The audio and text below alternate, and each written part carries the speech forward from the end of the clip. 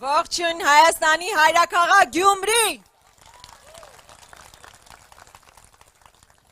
Սիրելի ժողովուրդ, կրնանք, չէ՞։ Ինչպես Գյումրիում իշխանափոխություն արեցիք, այնպես էլ ամբողջ Հայաստանում անենք։ Կրնանք, վստահ եմ։ Մինչև ելույթը սկսելը ես ուզում եմ մենք ջերմագին մեր ողջույնները փոխանցենք Միքայել Սրբազանին, ով այսօր ապօրինի կալանքի տակ է գտնվում, Սրբազան հայր, մեր ջերմ ողջույնները ձեզ, ձեզ անձնապես տեսնել չենք կարողանում, բայց մշտապես իմացած եղեք, որ պայքարելու ենք նաև ձեր ազատության համար, ինչպես Սուրբ գրքում է գրված Ելանի արդարության համար հալածվողներին, որովհետև նրանցն է երկնքի արքայությունը, ինչպես Միքայել Սրբազանը, ինչպես Բագրատ Սրբազանը, մեր մյուս հոգևորականները, մեր գործընկեր Արտուր Սարգսյանը, բազմաթիվ քաղբանտարկյալներ և ձեր մեջ գտնվող մարդիկ այս տարիների ընթացքում անցել են տարբեր հալածանքների միջով, բայց ես վստահ եմ, որ հունիսի 7-ին այս էջը ամբողջությամբ փակվելու է և մենք արդարության հասնելու ենք վերջնականապես։ Սիրելի հայրենակիցներ, մինչև Գյումրի գալը մենք Ամասիայում ենք, Աշոցքում ենք, ինչպես իմ գործընկերը նշեց և ես պարտադիր խոստացա, որ պետք է այս դրույթի մասին խոսեմ։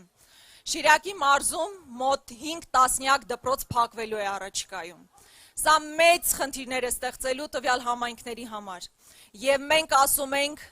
որ նոր դպրոց կառուցելիս չի նշանակում, որ պետք է գործող դպրոցները փակվեն, ոչ, գործող դպրոցները ևս պետք է պահպանվեն, որովհետև համայնքն առանց այդ դպրոցի իսկապես գոյություն ունենալ չի կարող։ Եվ այստեղ գալիս նաև ուսուցիչների հանդիպեցի և ես իմ պարտքն եմ համարում, որպես նաև երկար տարիների մանկավարժ աշխատած անձ ձեզ ասել, որ ուսուցիչների, ինչպես նաև դասախոսների աշխատավարձը էականորեն բարձրանալու են և մենք վերափոխման ենք ենթարկելու այն նվաստացուցիչ ատեստավորման համակարգը, որ գոյություն ունի այսօր և դա վստահաբար անելու ենք, որովհետև կրթությունը, անվտանգությունը մեր հիմնական առաջնահերթություններն են։ Սիրելի հայրենակիցներ,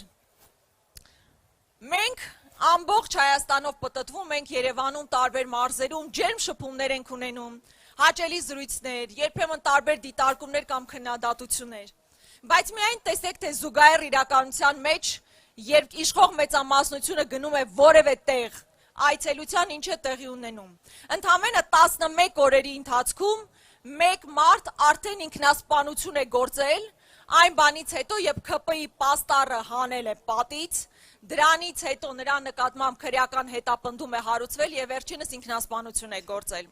Տասնյակ մարդիկ ձերբակալվել են, կնոջ են քաշքշում, լավ ոնց կարելի, այսինքն այս անցնող տարիների բերած աղետը հերիք չի, որ ամբողջ քարոզարշավը դարձնում եք աղետի հերթական աղբյուրը։ Ես մի կոմպոնենտի եմ ուզում անդրադառնալ, կնոջ նկատմամբ երեկվա վարքագծին։ Լավ, բոլոր քաղաքական տարաձայնությունները մի կողմ, քաղաքական ենթատեքստերը մի կողմ, իսկապես մեր պատկերացումն այնպիսին է, որ երկրի ղեկավարը, տղամարդը, կնոջ հետ հաղորդակցվելիս պետքա մատ թափտա, մուննատ գա, ինչպես օրինակ մետրոյում իրականացրեց, կնոջ թևից բռնի ու քաշքշի, մենք նման ղեկավար ենք պատկերացնում, բնականաբար ոչ, Եվ բնականաբար այդ իրավիճակը պետքա փոխվի, այո, Արթուր Օսիպյանին, անկախ նրա ունեցած քաղաքական հայացքներից, ընդամենը հակաճառում էր, չէ, խոսք էր ասում, խոսքի համար այսօր արդեն ձերբակալվել է, այս իրավիճակը պետքա փոխվի։ Այն մարդով ամեն երկրորդ վարկյանը հիստերիկայի մեջ է անկնում, նյարդային այսպես պայթյունի մեջ է անկնում, չի կարող հայ ժողովրդին ներկայացնել և հայ ժողովրդի շահերը առաջ տանել։ Մեզ իրական բանակցող է պետք, պին նյարդերով և հայկական շահը պատկերացնող, և հունիսի 8-ին մենք ունենալու ենք այդ առաջնորդը։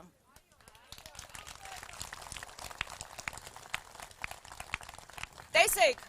եթե այս ուժը գործող իշխանությունը, պետությունը քանդող իշխանությունը, առաջ ինչ-որ պլաններ թաքցնում էր, հիմա ընտրության գնացել է շատ հստակ խոստումներով։ Առաջին խոստումը ասում է վերընտրվեմ, եկեղեցին քանդելու եմ։ Մենք թույլ ենք տալու, որ նման իշխանություն վերընտրվի, որ եկեղեցին քանդի։ Ոչ, մենք պաշտպանելու ենք մեր եկեղեցին։ Այս իշխանությունն ասում է գալիս է հետևյալ խոստումով, որ գալու ենք եւ նոր տարածքներ ենք հանձնելու։ Կարծես հերիք չէին այն տարածքները, որ հանձնել են։ Մենք թույլ պիտի տանք, որ նոր տարածքներ հանձնվեն։ Իհարկե ոչ։ Հաջորդ խոստումն ասում է գանք, սահմանադրություն ենք փոխելու, անկախության հռչակագիրն ենք հանելու։ Մենք թույլ պիտի տանք, որ ոտնատակ տրվի մեր ծննդյան վկայականը մեր պետության։ Իհարկե ոչ։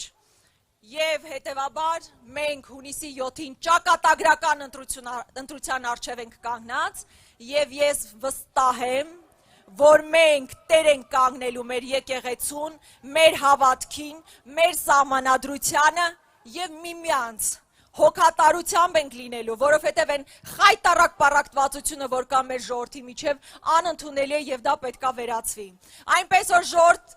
հունիսի 7-ին ընտրում ենք եւ մենք միասին